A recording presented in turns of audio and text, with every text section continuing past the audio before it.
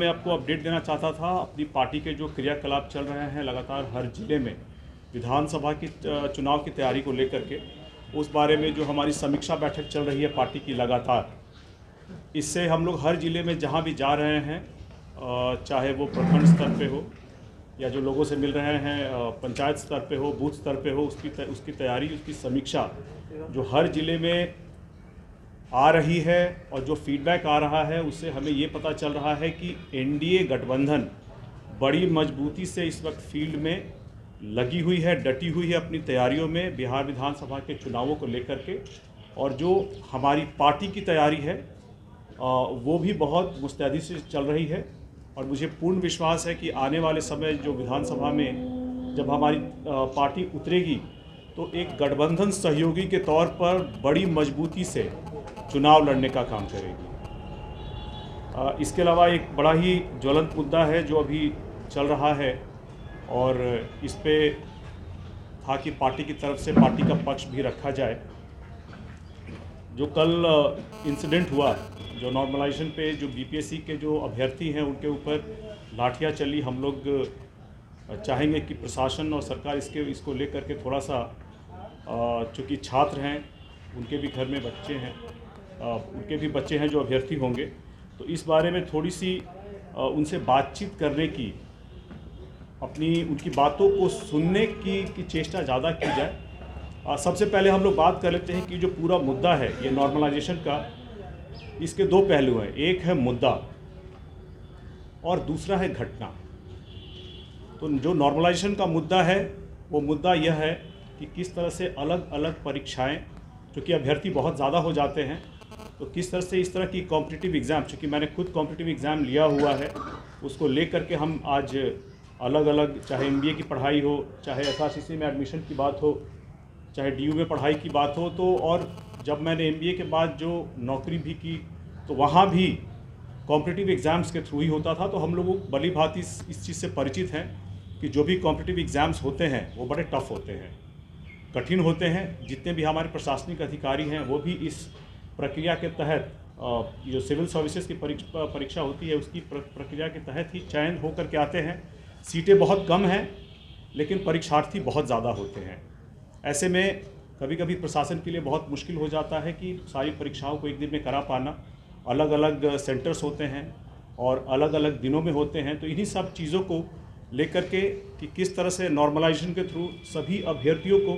इसका समान लाभ मिले, ये एक प्रक्रिया है। इसके 3 प्रमुख बिंदु हैं। सबसे पहली है इसमें हमारी सरकार एक जिम्मेदार सरकार के नाते ये बहुत ज़रूरी है कि जिस तरह से हर क्षेत्र में अपडेट कर रही है, विकास के कार्य कर रही है, अच्छे काम को बढ़ावा दे रही है, उसी तरह से इनके अंदर जो आयोग आते हैं, जैसे बीपीएससी का आयोग है, इसमें परीक्षा की प्रणाली को लेकर के किस तरह से लगातार अपडेट हो, परीक्षाएं किस तरह से बेहतर हो, ये भी सुनिश्चित करना बीपीएससी और सरकार का दायित्व होता है। इसी के साथ में दूसरा पक्ष होता है अभ्यर्थियों का। जो हमारे अभ्यर्थी हैं, नई परीक्षा की प्रणाली आने के कारण उनकी तैयारी में, उनकी उम्मीदों को लेकर के, उनकी आकांक्षाओं को लेकर के कुछ चिंताएं होती हैं जिसको कि एड्रेस करने की बहुत ज़रूरत है। और इसमें तीसरा पक्ष है एक ऐसा राजनीतिक दल जो कि अभी हो चुका है अप्रासंगिक। वो किसी भी मुद्दे को, चाहे वो युवाओं के, अभ्यर्थियों के, छात्रों के भविष्य से जुड़ा हुआ ही मुद्दा क्यों ना हो, उसको वो एक राजनीतिक हथियार बना करके अपने आप को प्रासंगिक करने की बार बार कोशिश करता है कि हर वो मुद्दा जो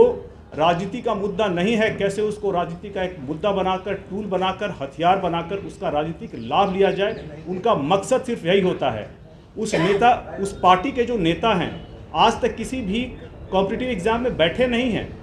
आज तक कभी भी कोई प्रतियोगी परीक्षा में बैठे नहीं हैं, लेकिन इस मुद्दे पर भी उनकी पार्टी के लोग आकर के उल्टे सीधे बयान देकर के अभ्यर्थियों को भड़काने का काम करते हैं। ये बहुत गलत है।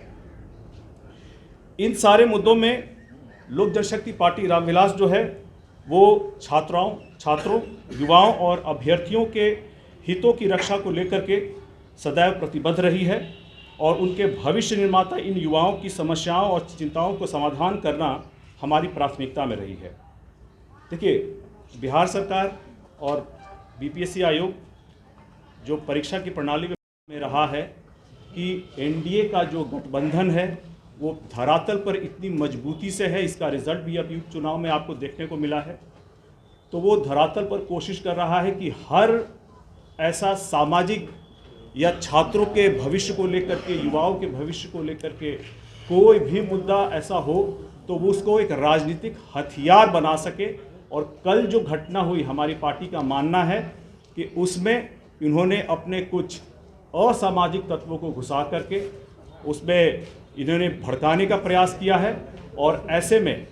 बड़ा ही ज़रूरी है कि हमें ये पहचान उस वक्त करनी ज़रूरी है कि कौन इसमें असामाजिक तत्व हैं जो इस पूरी की पूरी घटना को भड़काने की कोशिश कर रहे हैं। एक राजनीतिक दल जो मुझे लगता है जो ये जांच होनी चाहिए, जो बहुत अप्रासंगिक हो चुका है, उसके नेता जो कभी तक किसी कॉम्पिटिटिव एग्ज़ाम में आज तक गए नहीं हैं, इन्होंने इसको भड़काने की कोशिश की है, एक राजनीतिक मुद्दा बनाने की कोशिश की है, जो कि नहीं होना चाहिए था। ये युवाओं की, अभ्यर्थियों के भविष्य का सवाल है और हमारी पार्टी ऐसे में ये जितने भी मुद्दे हैं उस पर चाहे कि एक संवेदनशील एक इस पे रवैया रखे और इस पे सरकार और जो अभ्यर्थी हैं उन दोनों के बीच में लगातार बातचीत होनी चाहिए। खास करके चूँकि ये जो एग्ज़ाम है, प्रीलिम्स का एग्ज़ाम अब होने वाला है 13 दिसंबर को, और छात्र रोड पे थे, उस वक्त धरना प्रदर्शन हो रहा था। तो हमारी अपील रहेगी कि चूँकि परीक्षा बहुत नज़दीक है और परीक्षा नज़दीक होने के कारण आपको, चूँकि आपने एप्लीकेशन भरा है, आपको इस बारे में लेकर के गंभीर हैं, तो आपको अभी तुरंत तैयारियों में जुट जाना चाहिए और अपनी परीक्षा को बहुत ही सीरियसली लेकर के कोशिश करनी चाहिए कि इस परीक्षा में आप उत्तीर्ण हो सके। इस मामले में हमारा अंतिम विचार यह है कि अगर ज़रूरत पड़ी तो हमारी पार्टी का एक प्रतिनिधि मंडल जाकर के इस मुद्दे पर, नॉर्मलाइजेशन के मुद्दे पर बीपीएससी अध्यक्ष से इस पर मुलाकात कर सकती है और कैसे इस मुद्दे को सौहार्दपूर्ण तरीके से, एक बड़ा ही कलेक्टिव तरीके से इसको हम कैसे हल कर सकते हैं, इस पर कैसे सकारात्मक चर्चा हो सकती है, इस पर कैसे और संवाद हो सकता है, इस बारे में भी हम लोग पहल करने के बारे में सोच सकते हैं। छात्र नेता दिलीप की गिरफ्तारी हुई था, उनको जेल भेजने की तैयारी की जा रही है, चला गया जेल किया गया है, क्या उसको छुड़ाने पूरा का प्रोटेक्शन को वो पूरा लीड कर रहे थे इस आंदोलन में और उन्हीं को जेल भेजा गया है। कि हम लोग इस बारे में रहेगा कि हमें पूरी जानकारी अभी इस बारे में नहीं है। हम लोग जानकारी एकत्रित करेंगे। कल रात की ये घटना है, पुलिस से, प्रशासन से बात करेंगे और कोशिश करेंगे कि जो इसमें उचित न्याय हो, चाहे छात्र नेता को लेकर के हो, चाहे प्रशासन का पक्ष हो, इस बारे में संवाद स्थापित करके जो भी न्यायपूर्ण फैसला हो सकता है इसमें वही न्यायपूर्ण फैसला हो, उस पर न्यायपूर्ण कार्रवाई हो सकती है। आपने कहा कि एक किसी खास पार्टी ने भड़काने का प्रयास किया जी। कौन? आरजेडी भड़का रही थी आंदोलन को, नाम नहीं ले रहे हैं, कौन पार्टी है, कौन नेता है? देखिए, इस बारे में दे चुके, हम आपको बता भी चुके कि उनके जो नेता है आज तक किसी कॉम्पिटिटिव एग्जाम में गए नहीं हैं। आप समझदार हैं, आप खुद ही समझ लीजिए मैं क्या बोलना चाहता हूँ। के अनुसार सर नॉर्मलाइजेशन लागू ही नहीं होगा।